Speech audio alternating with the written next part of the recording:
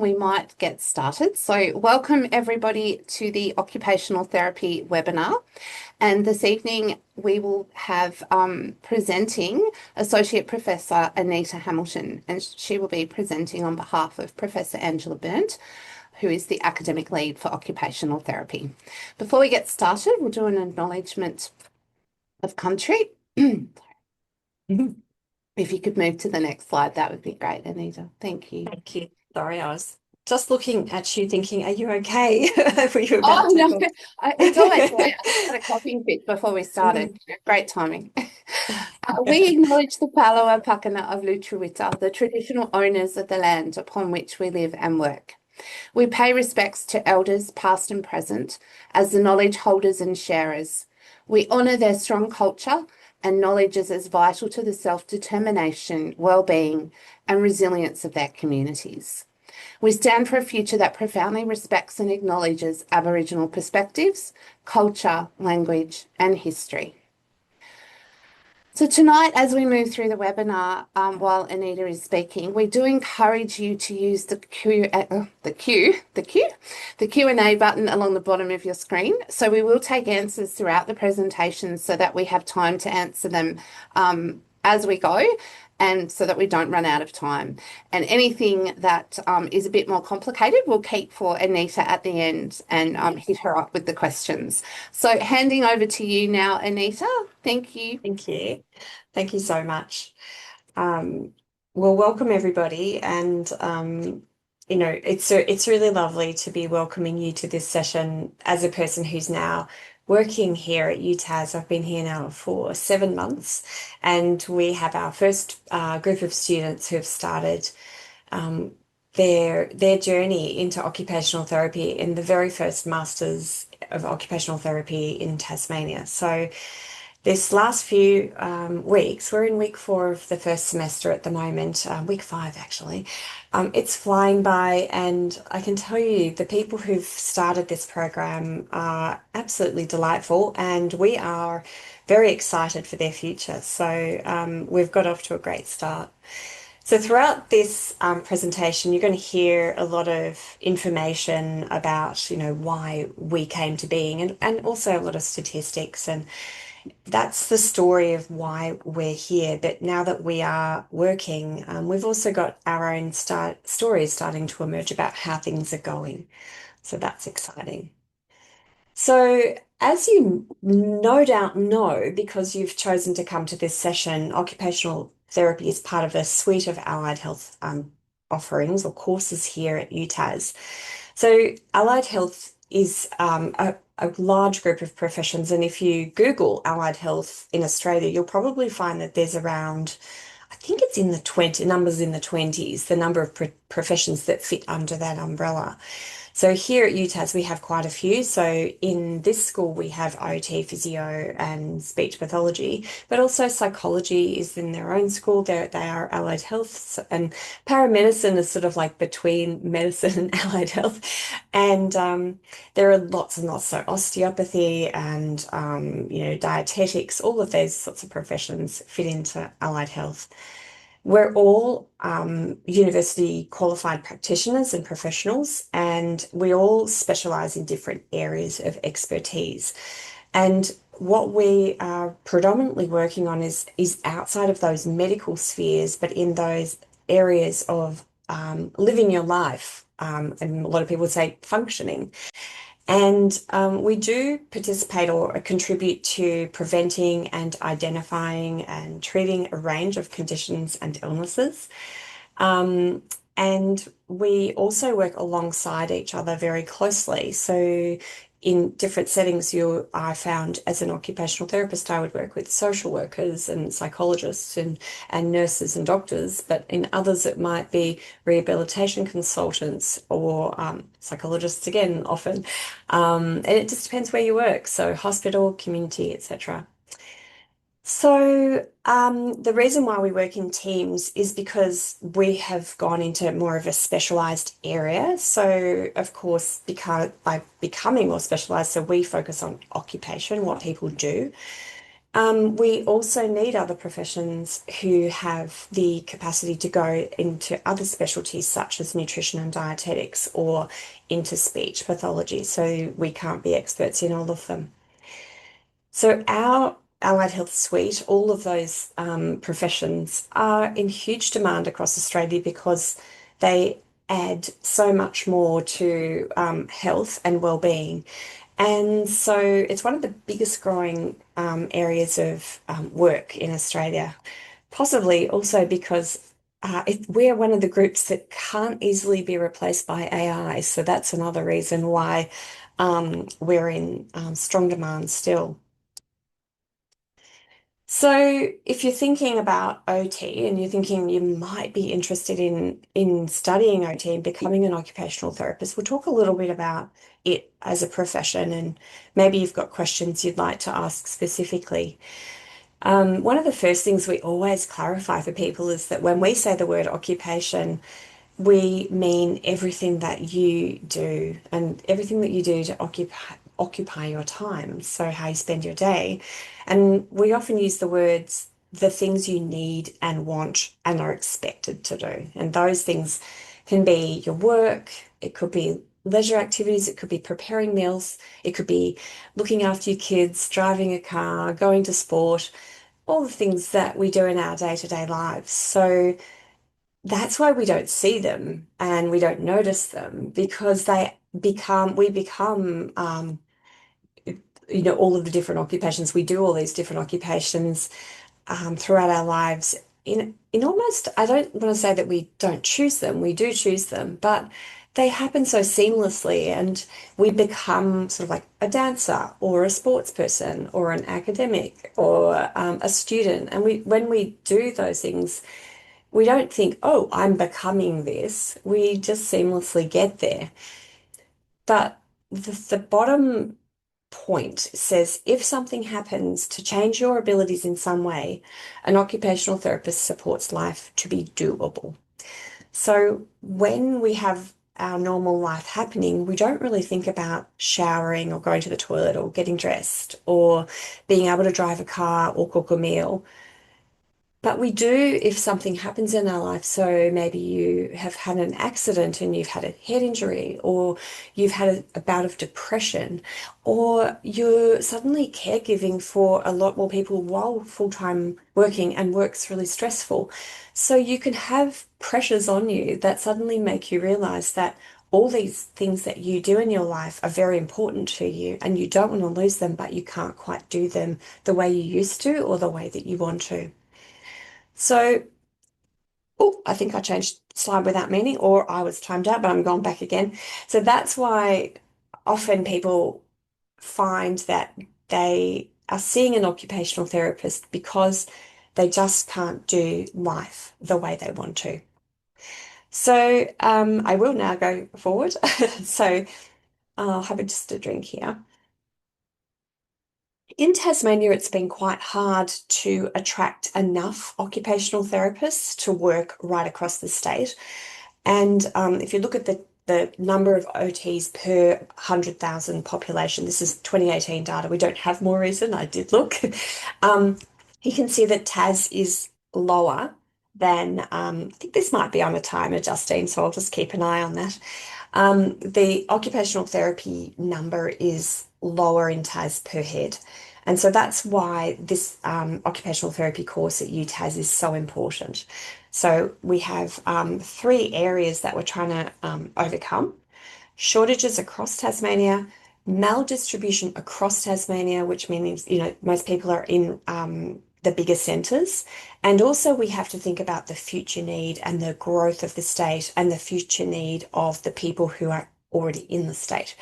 So that is why we're here and we're going to be producing occupational therapists to work directly in Tassie.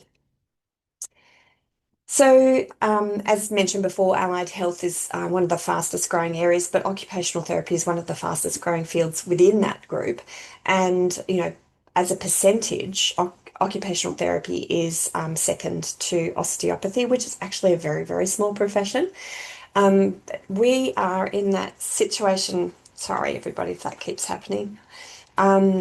we are in that situation where we're trying to produce more therapists to fill the need, but as we grow, we're also finding more places where occupational therapists can work.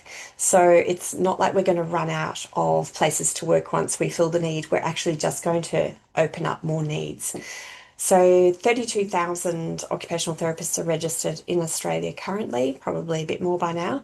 And so, yes, it's one of the fastest growing professions in Australia. I wanted to show you this nice comparison of 10 years. So 10 years ago in Tassie, we had 260 OTs, and now there are 435. So it's still not many. And that's a very low base. So starting with 260, that must have been quite tricky because the population as a percentage hasn't doubled. So that must have been really tricky. But at 435, there still are not enough occupational therapists here.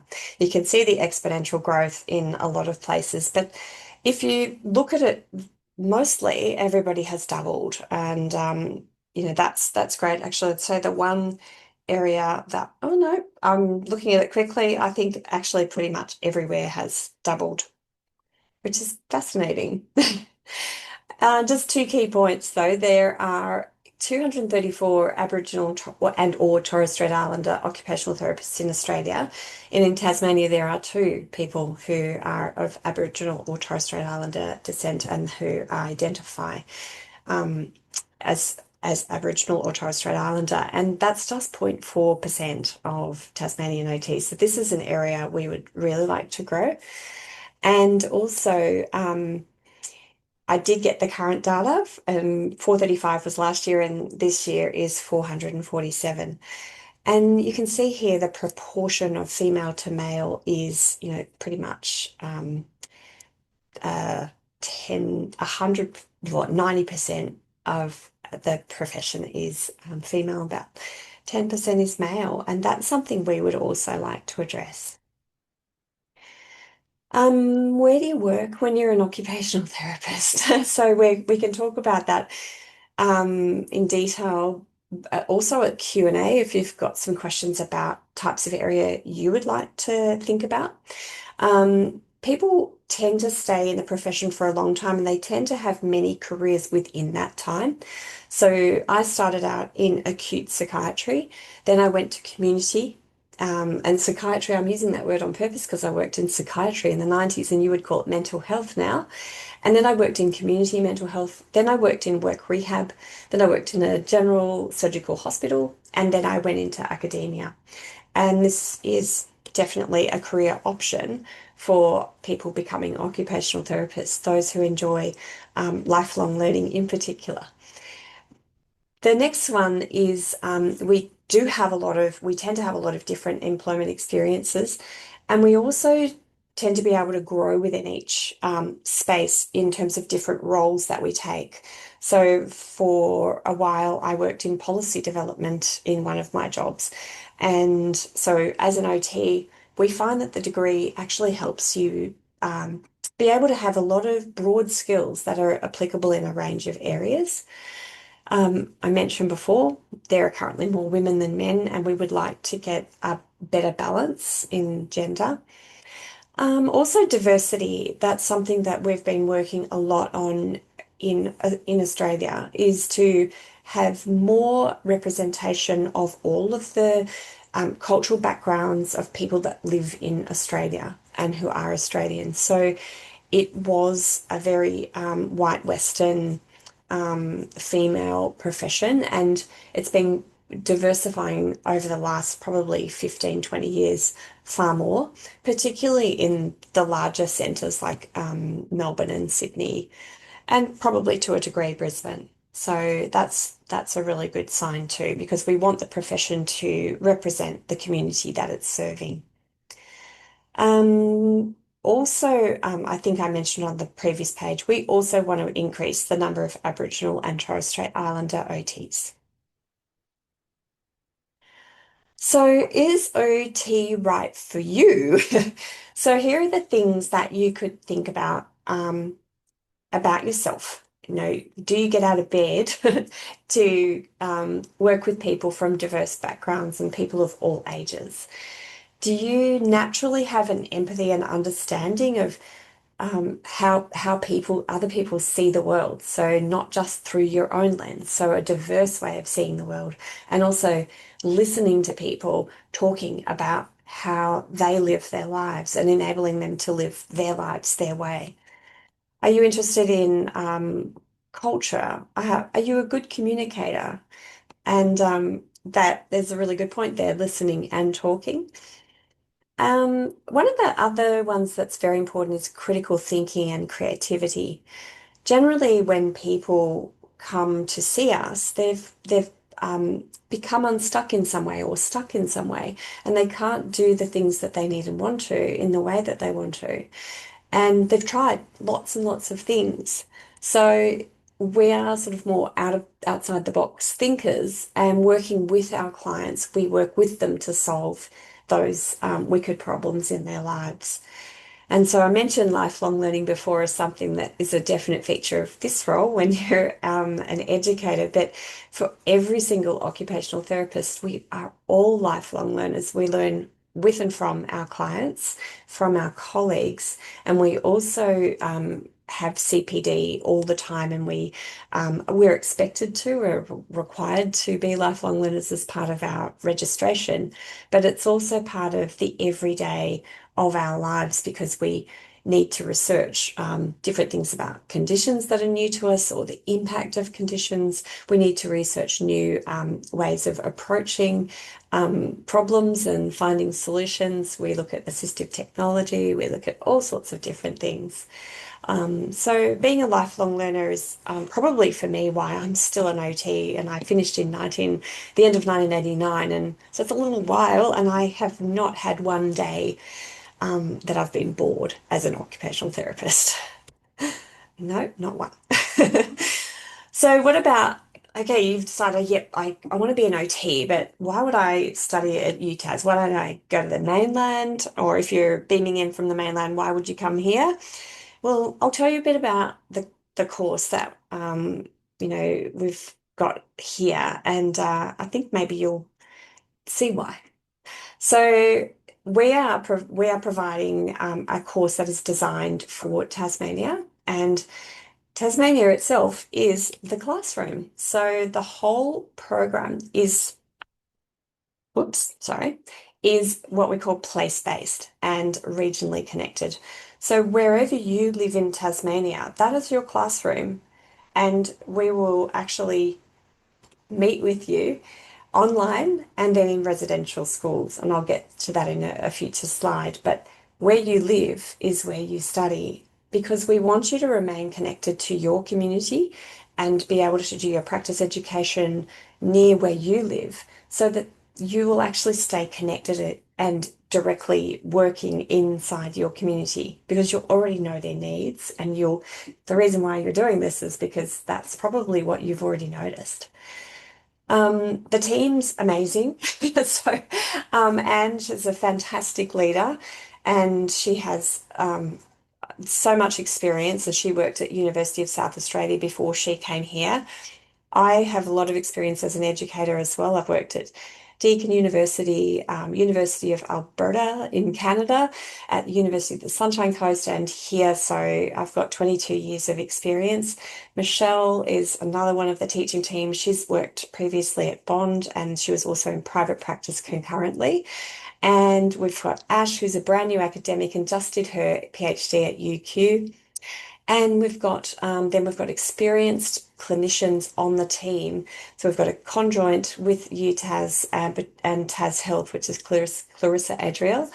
And then we've also got Andrew Bynon, who's concurrently working down at New Norfolk and on our team teaching pediatric and also practice education units. And Lee Tesh is one of our amazing academics who's also based down in Hobart, and she has an arts in health and mental health background. So we're very diverse with our experience and our knowledge of OT. We've also, most of us have worked around the world as well, so in different countries, and we've also worked in different states in Australia, which I think has really helped us bringing the knowledge of those places, but also it's really helpful because a lot of people will have come from different places and will be asking, how does this fit here? We're not saying you're not going to work in on the mainland or overseas. We'd love you to work in Tassie, but it doesn't mean you wouldn't probably go somewhere else and get experience too along the way. Because when you have your degree, you are World Federation registered, OT Australia, sorry, OT Board registered, so you can work in Australia or in other countries as well. Our approach to working with you and teaching is very much authentic and case-based and problem-based learning. Very small cohorts, which is so delightful. I've come from teaching hundreds down to teaching 26, and that's pretty nice. I can actually get to know people really well, and that's something I'm really enjoying. We also have very good connections with our clinical and community practitioners who they're working with us all the time and wanting to know what we're doing, and we're educating them and they're educating us. So there's a beautiful connection. OT is like a big family that way. And the you will get to know practitioners right around Tasmania as you're doing your course. So interprofessional learning units are an absolute unique benefit in this course. A lot of universities struggle with that because when interprofessional learning was acknowledged as being very important, people wanted to include the, interprofessional learning units in their degrees, but they couldn't actually backfill them because of accreditation and timetabling, and just because it's very hard to make those sorts of changes. We were in the unique position of knowing that that was important when this was developed.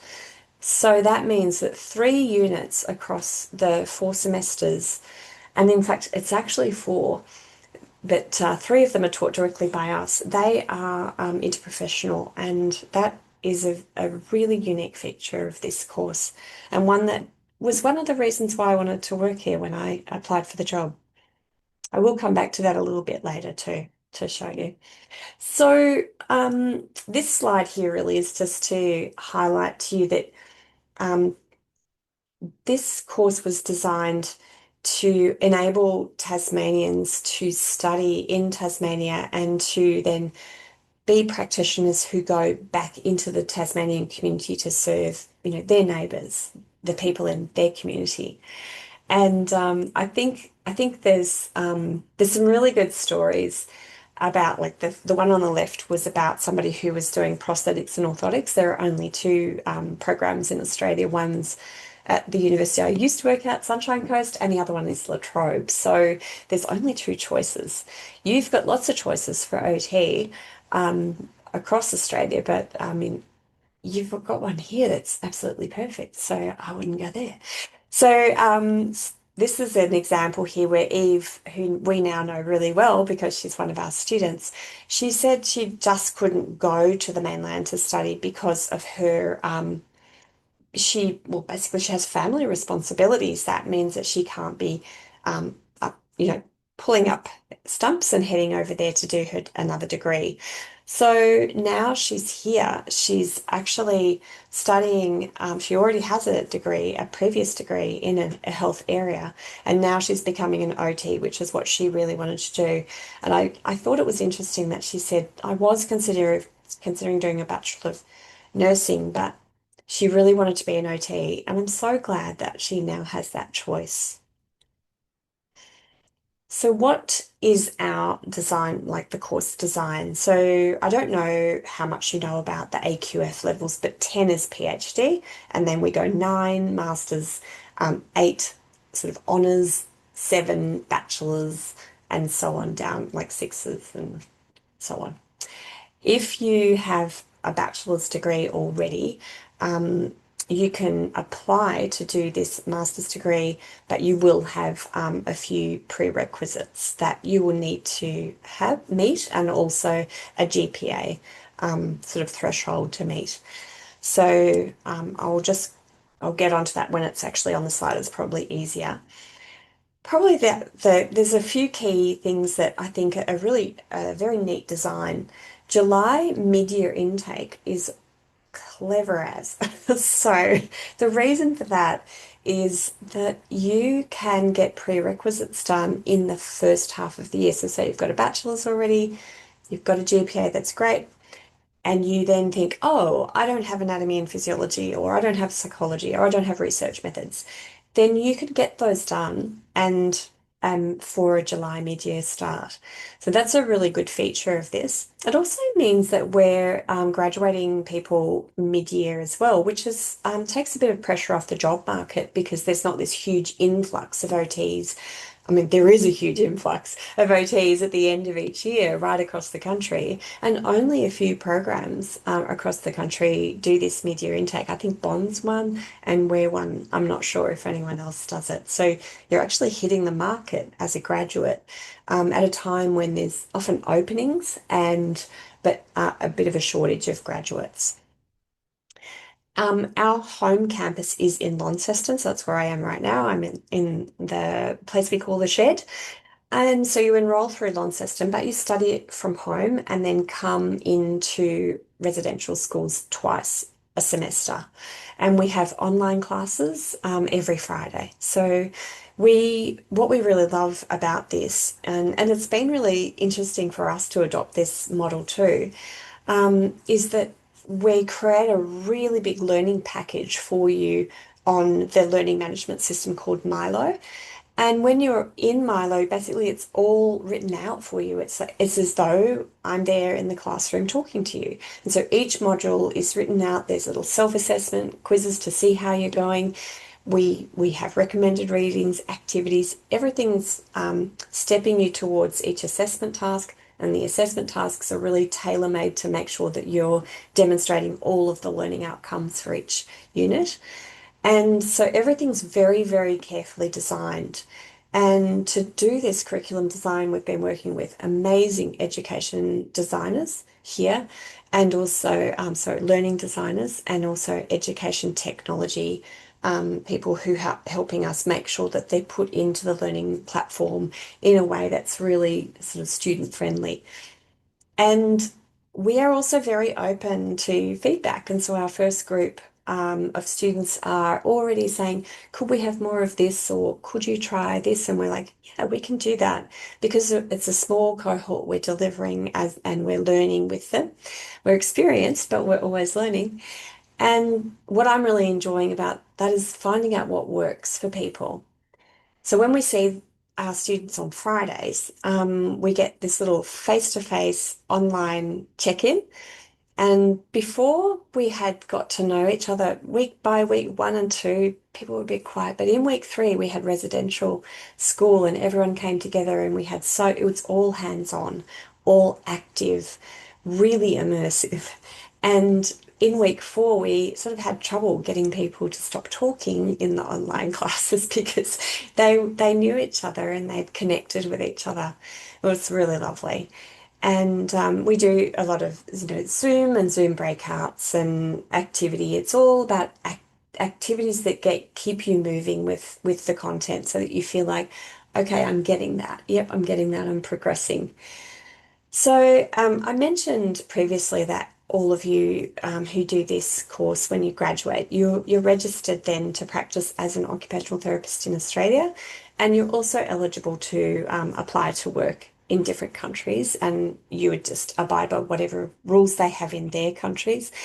But I can say in North America, there's a minimum standard of a master's degree. So it's really nice to know that we are giving you a master's degree, which means that you can go there and apply to work there. You have to sit a test for them, but that's a different hurdle. So, the really nice thing about this, I'm just going to talk about the occupational therapy pathway. You can glance across the other side if you like, but the pathway is that a minimum of a bachelor's degree from an Australian university or equivalent, required prerequisite units which they need to be in the last 10 years. So anatomy, physiology, psychology, or sociology, and a research methods. That's the package of four. And it's a 2 year degree, and you become an occupational therapist at the end of that. Same pretty much for speech and physiotherapy, but if you're interested in those degrees, they will have different prerequisites. Um, yeah, I think I'm probably said all this already. I think the main thing for us is the anatomy and physiology is very, very important, and we just have an expectation that you've got that knowledge when you're working with us, so we're extending from that knowledge. When I was working in a bachelor's degree, of course, those sorts of units were covered in the first 2 years of the program. So it's like we expect the health sciences to be done, and now here you are becoming an OT. When I worked in Canada, I noticed that some students came with more of a science background and some students came with more of an arts background. But by the time they'd finished the 2 years of their master's degree in OT, I couldn't tell them apart, but I could at the beginning. So it was a merging of ways of thinking and strengths as well. But we then help everyone to see everything through an occupational lens and the way that occupational therapists think.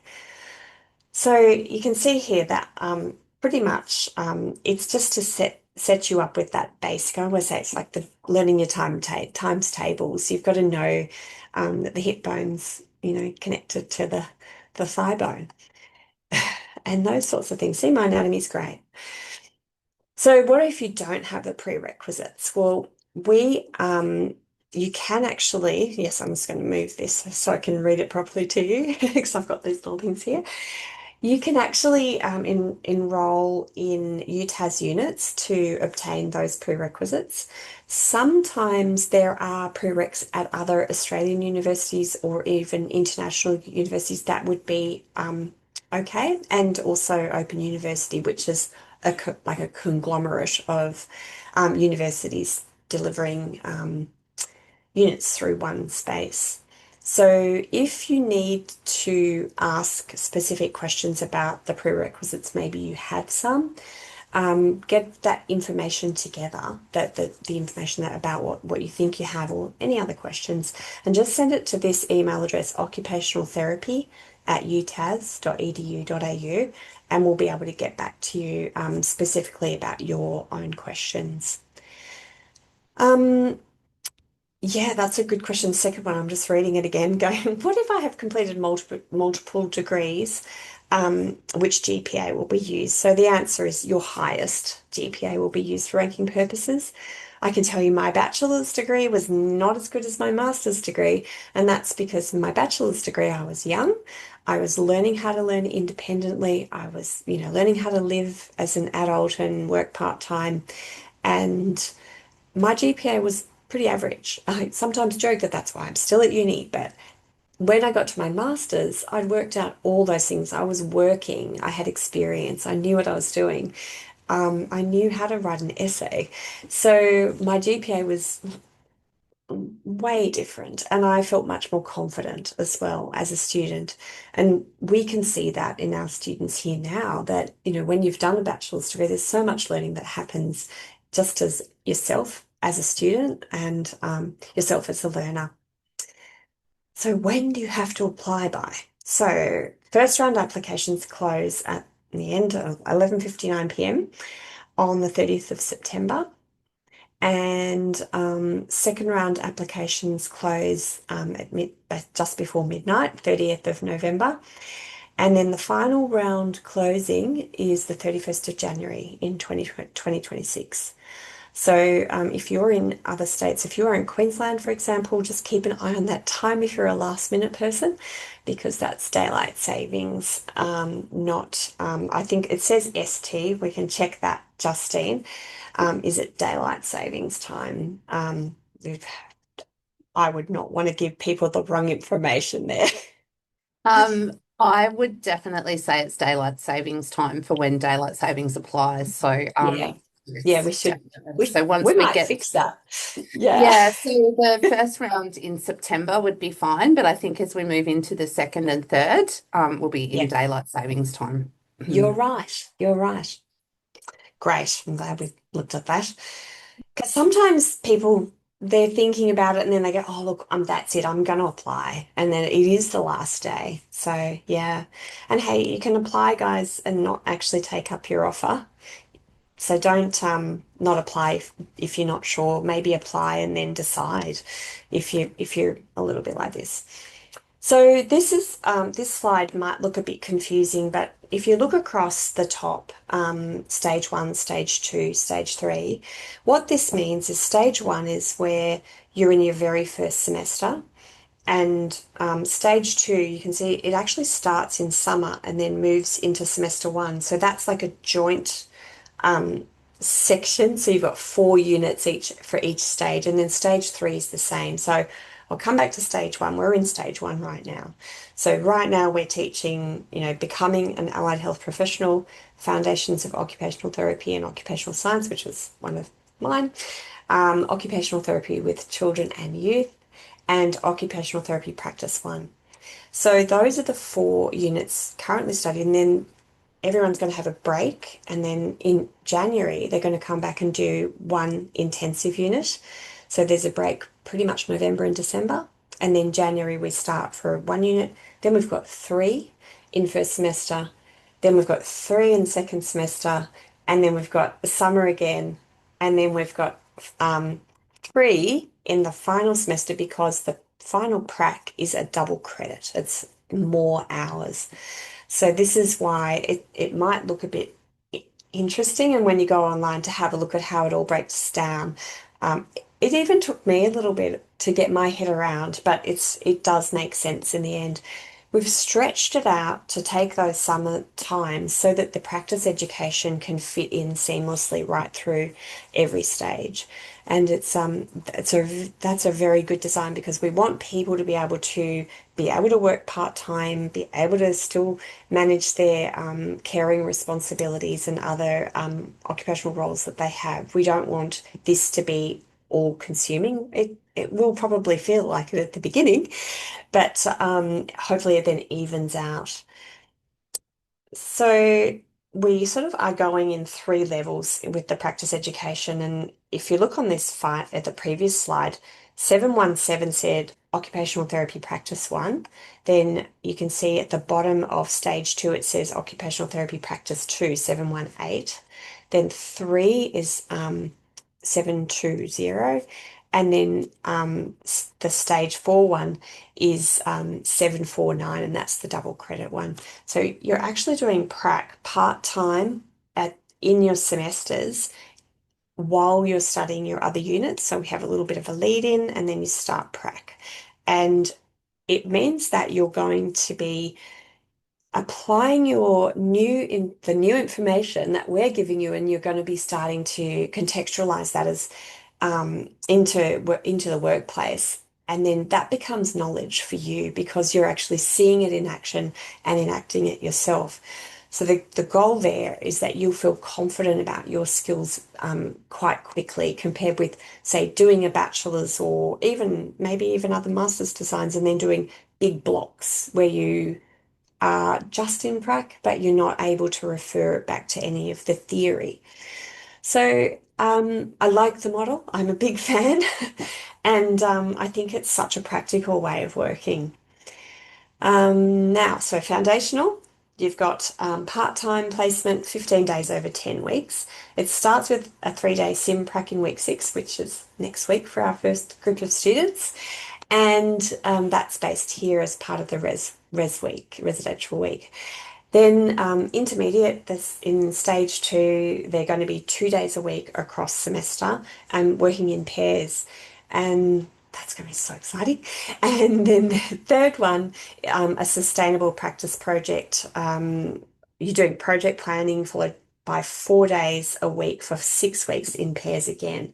Working in pairs is fantastic. You get so much out of it because we all bring different skills and knowledge, and we also push each other.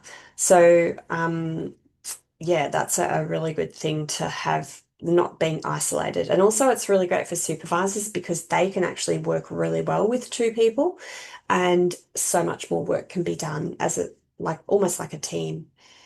And there's interprofessional work integrated learning as well there, 40 hours, which is great. And then again in the pretty much in the fourth stage, interprofessional work integrated learning, 40 hours again, and that's in a team. And they're all like connecting with your communities. And the final placement, double weighted prac, and it's what we call the capstone placement. If you imagine one of those gorgeous stone arches, this is what we've been visualizing. It's that final piece going in, and you're saying, "Yes, I'm here. I'm able to now complete all my competencies. I can demonstrate everything." And you're going to have 3 days a week for 5 weeks, and then 5 days a week for 5 weeks. And the 3 days, a lot of that is actually about you preparing to go there. You're going to know who they are, the population, the things that they're going to need and want from you, and you're going to be preparing for that, and then you're going to be working there, and then you're literally delivering things to the practice education space. That means that you're almost rehearsing for your very first job, which is a really smart thing to do, especially when you're just about to apply for your first job as an OT. Okay, so it is a full-time course, and we need people to be in Tasmania to successfully complete all components. We do have a couple of people moving from interstate, and they're in the process right now, but your practice education will be in Tasmania and in the community that you live in.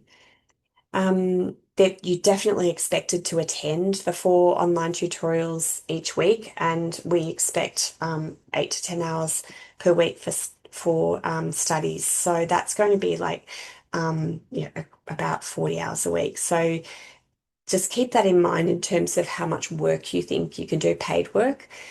I would say no more than 20 hours, and it would be, but that's like it's case by case. It is hard, of course. And that's one of the reasons for that place-based learning as well, is that you're not being asked to pay double rent and move out of your home. And these things will make a difference. Placement is compulsory and can involve some take-home study. And also, please have a look online at what the immunisation requirements are as well. That's something that perhaps some people didn't read ahead about, and they're just catching up on their immunisations at the moment. And so what we're basically finding is most people have they've actually started the degree, and then some of them are already saying, I've already cut back my work hours. I was working 3 days a week. I'm now moving to, 2. So keep that in mind.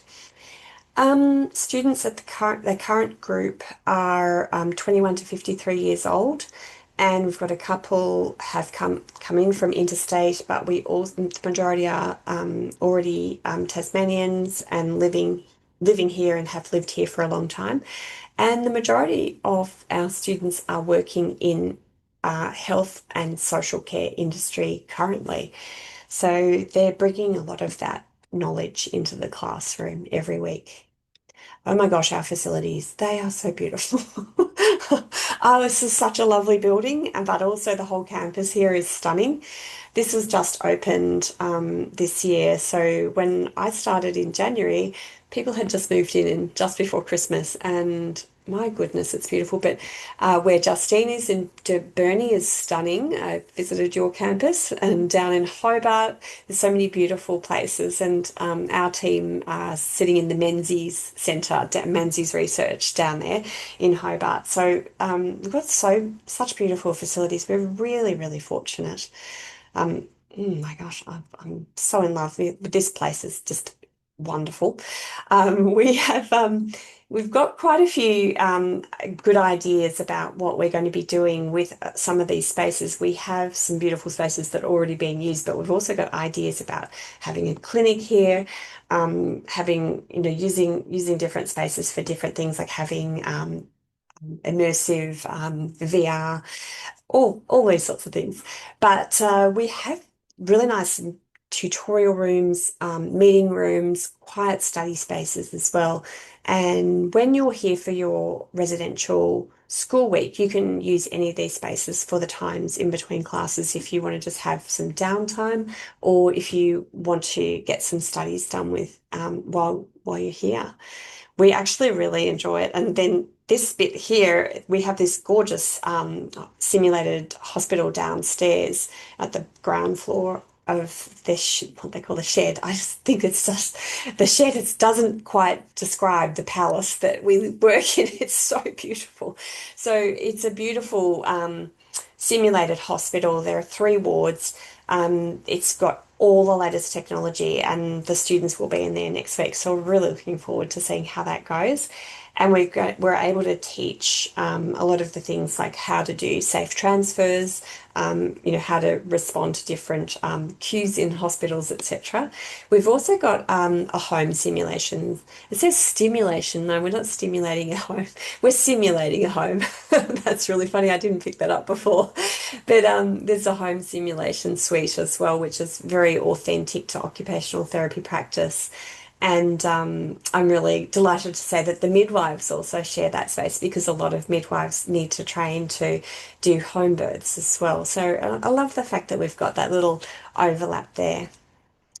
The library's an award-winning library here, so I actually am so excited. We get to teach in that library because there are classrooms in the library, and the glass and the light is so beautiful. And then we've got this really awesome cafe down the bottom. So we kind of think about our class structure as well when we're doing our res schools for like the coffee break times and then the networking times that you need as well. But there's all the other things like there's access to the books and to photocopying and printing and everything's just there at your fingertips. You can also use any of the other facilities. And what I'm really excited about is there's not just the campuses, but regional university study hubs are popping up. And we've got Smithton, Zen, and St. Helens is coming online soon. And these places are for people who perhaps they don't have great internet, or perhaps they're really struggling with the library and oh, how do I search for that again? And what's the best way to do that search? I keep coming up with 5,000 results. I don't want 5,000. I want 17. So there's people there who can help with that. Some of our students have said they're considering even just getting together at some of the campuses as well, just maybe have like get together for the online tutorials, but sit in one room and you can book a room for that and get together as a group. So I think this is going to evolve as we evolve as a group. Ah, I think I'm nearly there. So QR code, you can apply online, which is cool. And do you have questions? Hey. Well done, Anita. That was a massive effort. We don't have any questions at the moment, but I think that's because everyone's probably been paying attention to what you're saying. So, if anyone does have any questions, please feel free to drop them into the Q&A section, which you can find at the bottom of the page. And we'll give you a few minutes to do that. I think that presentation, though, covered every possible question that someone could have. So maybe maybe you've answered everyone's questions. Maybe. Yeah. I suppose if you've got a question after we finish, you could use that occupational therapy at utas.edu.au again. So yeah, feel free to email us there and we can get back to you. And so Definitely. And this recording will also be emailed out to everybody who registered to attend tonight. We have had a question. So from somebody who is applying from interstate, do I need to move to Tasmania to have a better chance at successfully applying? And how soon after starting school should I move to Tasmania? okay, that's a really good question. And from the people who have moved to Tas, they found that they were in transition to moving when they came to the residential school. And they felt a little bit like they probably wish they'd moved already because they were feeling like, oh my gosh, I've got to move before practice education starts, which is in week 7. So I would say I would move before semester starts to settle in and get to know where you are because it's quite an adjustment. And you know you've got to find a doctor, a dentist, the best supermarket, the best coffee shop. Sorry, I should start at the coffee shop, but you've got to find all these things so that you feel comfortable and relaxed, and then you can get your studies going. And if you're moving as well, you might be having to also find a new job. It depends on your own circumstances. So, yeah, I really like that question because it's one we get a lot. But Yeah. choose But a you can community that definitely you, apply while you're interstate, yes, so you don't yeah. actually have to be living in Tasmania to apply. Mm, mm, Um, Another question that we've had from, I hope I'm saying your name correctly, from Rupe, is the question is 40 hours commitment, is that recommended across all semesters, yeah, yeah, including yeah. placement, etc.? Right, so placements included. So when you've In that, got placement, that's part of it. So the 40 hours is, if you think about each unit being around 10 hours, per week. Mm, I hope I answered your question. the next question is why are applications open so early for a mid-year intake? I don't know. I do think you answered this though, Anita. I think it has a lot to do with the fact that it is a new program in Tasmania and some people were missing Oh, prerequisites. it's So the mid-year prereqs. entry Yep, helps those people completing their it degree, is. gives them another semester to get those prerequisites to start in July. So I think You're that's spot probably on. why. You're spot on. No, that's it. It's prereqs. Yes. Yeah. Cool. Oh, Summer summer. intensives? Oh, sorry, I didn't know Yes. whether you Oh, could see more it or than. not. Yeah, I actually just popped it up actually. So I'm Oh, catching up cool. on you. Yeah, that's a good question too. 10 hours a week, no, probably a little bit more because it's a shorter duration. That's a really great question. Um, so I can't. Can you get back to us by email if you're wondering? But it does mean that it's lower in the semester because you've had that one summer intensive. You've got that unit done, and it's about 6 or 7 weeks, and you're doing the whole thing. So it's like double time. And then in the semester, you've only got 3 units, so you're looking at like 30 hours a week for that time. So we're just sort of spreading it out a bit. The normal Um, semester is 12 weeks. Yes. Yeah. Yeah, so it's sort of like half that, so it's double time. Yeah. Oh, that was a really good question. I sometimes forget about that with intensives. Even though I've taught intensives, I do forget that. They're all intense sometimes. When you're teaching them, it's just go, go, go. So having a say on your placements, well, for a start, it's we've got a lot of placement offers at the moment because the OTs across the whole island are just so excited. And so we are we will aim to place you obviously really close to where you live. So within X, it'll be, I don't want to commit to something, but close to where you live. And you have a say. At this moment, I would have to check that with, I think it's just been because we're such a small cohort, it's been very easy to sort of say, where do you live? Yes, we've got a placement down the road. Um, it would depend where you lived. So to having a say. So it's pretty much case by case, and also about what we've been offered. Um, when are offers sent out? Do you know, Justine? Can we Um, come back to I that one? know given there's 3 rounds, I think that it is competitive entry. So the earlier you get your application in, the Yep. earlier you will be in that round, but I don't have the actual date. So my understanding is that it's definitely 3 rounds, but if places fill in that first or second round, then Hmm. potentially there may not be Yeah, enough places left for those offers. So definitely look at it as it is competitive entry, and the it sooner you is. get your application in, the higher your chance. And we do have people who applied last year and then decided not to come, and they're going to apply next time around. They've got their prereqs and everything. So I know there's already people coming with, with their applications filled. So yes, it's not like we're going, but we're happy to go up to 40. So we're low at the moment. We want to fill up.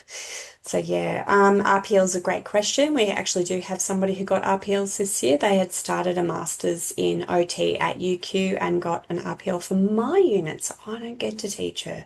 So that's a bit sad, but I see her in the PEDS course, so I'm happy. But yes, you can apply for RPL, but um,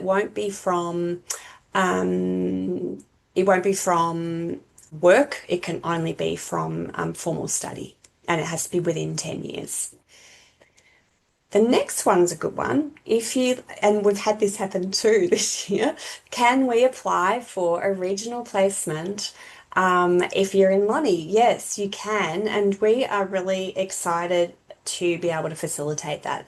And we're thinking at the moment that that's a really good idea for the fourth placement, so that you're actually doing that in your final semester. So I was saying to people, oh yeah, let's Mount Isa, Alice Springs, like let's go. Because that's what I'm used to having worked in Queensland. But yes, rural regional is really exciting and so eye-opening, and the skills you learn in those places are often life-changing. And a lot of students come back from them quite transformed, and a lot of people who go to those sorts of placements enjoy going back to them for their first employment. Do any of the units cover starting up a private practice and working with NDIS? It's a really good question. Um, we don't teach business skills in this course. There's just not the capacity, and the accreditation of our program does not require it. But I did an EMBA for that reason, so that I could integrate knowledge about business, marketing, logistics, strategy, even digital media management, and knowing what you can and can't do as a professional. All of that is sort of integrated in rather than there being like a business course. What I think is important here is if you're a very experienced person and you're coming to get an occupational therapy degree, but you've got all this other wealth of experience, you're more than likely going to be in a position where you already know that that's like where you're heading. And I think that there's some, I'd be really happy to talk to you separately about that. But also, you probably will find that there are courses out there that you can do about running a business that is separate to doing your master's in OT. And yeah, always having good advice from an accountant and a financial advisor, and even a business coach can be really helpful. And that's probably the thing I learned the most by doing an MBA, was knowing where other experts lay and where I would access their knowledge and skills. But I love that question, and I love your forward thinking. And it's not the only insurer that we work with. So we're talking about workers' compensation, motor vehicle accidents, DVA. Then there's NDIS. Then we've got, so there's lots of insurers that occupational therapists provide services for, or clients. We see we've got two payers. We've got two clients there. We've got a client and we've got a client payer. So yeah, but I love the fact you're already thinking that. Yep. That's fantastic. I think that we have exhausted all our questions for this Yeah. evening. So I would like to Yeah. thank everyone for coming along, Yeah. and Me too. especially you, Anita. It was a wonderfully thorough presentation, and there's been quite a bit of feedback in the chat before you looked at it, just complimenting you on how detailed it was and how valuable people found it. Oh, So thank you. um, I think that is key, and we've pretty much kept everybody right until the end, which is always a good sign. So I'd like to thank you all for coming along, and Mm. wish you all a good night. Yeah, thank you. Thanks. Bye. Thanks.